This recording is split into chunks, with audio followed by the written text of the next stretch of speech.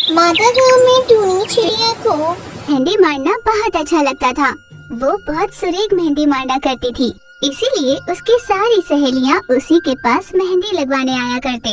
यूं एक दिन एक बड़ा सा त्योहार आने वाला था। टोनी की सहेलियां मही चिल, चीचू कौवा और छोटू तोता उसके पास गए। अरे टोनी सुन ना, उन दोनों से पहले तो मेरे ही हाथों में मेहंदी मारना। कहते हैं मेहंदी का रंग चढ़ा तो पति बहुत अच्छा मिलता है। नहीं टोनी सुनो, पहले मेरे हाथों पे मेहंदी मार दो, मुझे ही बहुत सुंदर पति मिलेगा। देखना टोनी, पहले उसे नहीं लगाना। वैसे ही मुझे शादी की जल्दी तो है नहीं, समय लगेगा तभी चलेगा, पर मेहंदी तो तुम्हें उन दोनों से पहले मेरे ही हाथ में मारनी होगी। मुझे माफ कर दो दोस्तों, मेरी माँ की सेहत ठीक नहीं है, इसलिए मेरी माँ को मैं अस्पताल ले गई हूँ। कुछ पैसों की जरूरत थी, इसलिए घर लौट कर आई हूँ। मैं अस्पताल के लिए निकल ही रही थी कि तुम तीनों यहाँ आए। टोनी की बात सुनकर वे तीनों दुखी हुए। उसे तुरंत वहाँ से जाने के लिए कहा। टोनी जैसे ही वहाँ से जाने के लिए निकली, कुछ पक्षियाँ उसकी मरी हुई माँ को वहाँ पर लेकर आते हैं।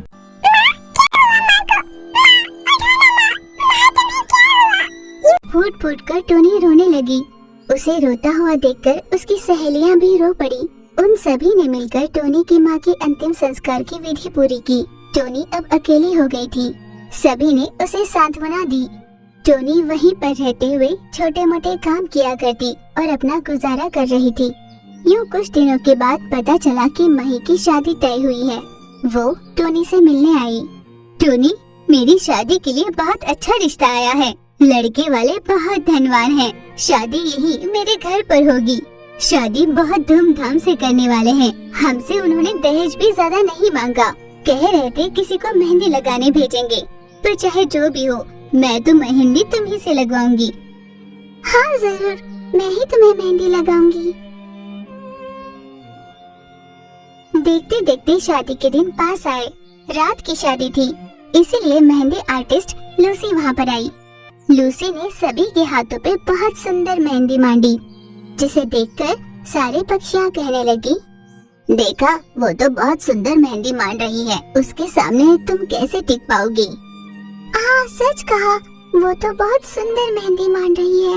मही, मैं उसके सामने तो टिक नहीं पाऊंगी, तुम उसी से मेहंदी मंडवा लेना।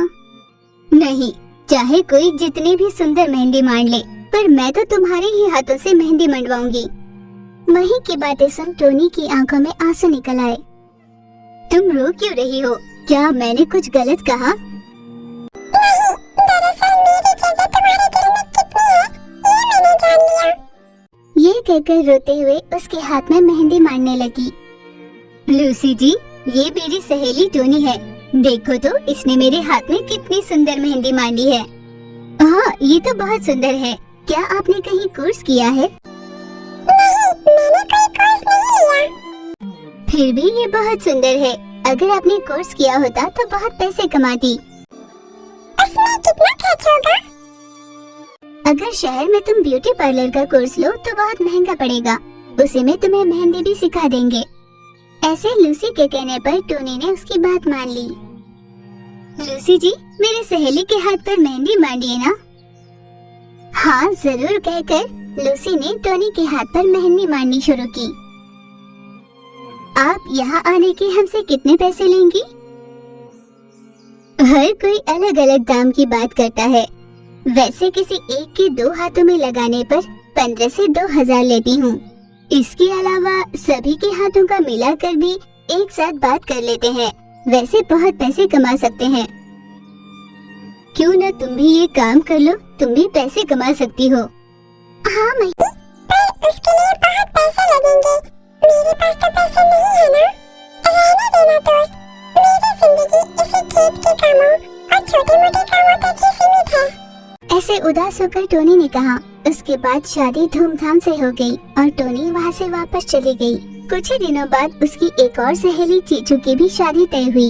इस तरह एक एक कर उसकी सभी सहेलियों की शादी हो गई, पर टोनी की शादी नहीं हो पा रही थी। वजह ये थी कि उसके पास कोई जमीन जायदाद नहीं था। मेरे माता पिता मेरे साथ नहीं, अभी मेरी सहेलियां भी मुझे छोड़कर चली गई। कुछ काम कर आगे बढ़ने की सोचो, तो मेरे पास पैसे नहीं।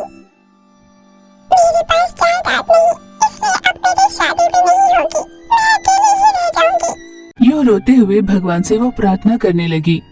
इतने में वहाँ पर रोशनी हुई। वो और कोई नहीं, टोनी की माँ की आत्मा थी। बेटा टोनी, तुम घबराओ मत, मैं तुम्हारी माँ हूँ, तुम्हारी मदद करने आई हूँ। मैं तुम्हें एक चमत्कारी तोहफा दूंगी। माँ की आत्मा ने उससे कहा कि ब्यूटी पार्लर के कोर्स के बिना ही उसे वो कुछ ऐसी शक्तियाँ देगी जिससे वो बहुत सुरेख मेहंदी मारने लगेगी। ये कहते ही टोनी तुरंत शहर के लिए निकल पड़ी। वहाँ पर उसने अद्भुत मेहंदी के डिजाइन लगाकर खूब पैसे कमाए। शहर में टोनी ने अपना खुद का ब्यूटी सैलून खोल लिया। अच्छे नाम के साथ साथ उसने बहुत सारे पैसे भी कमाए। उसके पैसों को देखकर कई पक्षियाँ उससे शादी करने के लिए आगे बढ़ने लगे, पर टोनी ने उसके पैसों की आस से उससे शादी करने वाले पक्षियों को ठुकराकर खेती करने वाले एक साधारण पक्षी से शादी कर ली।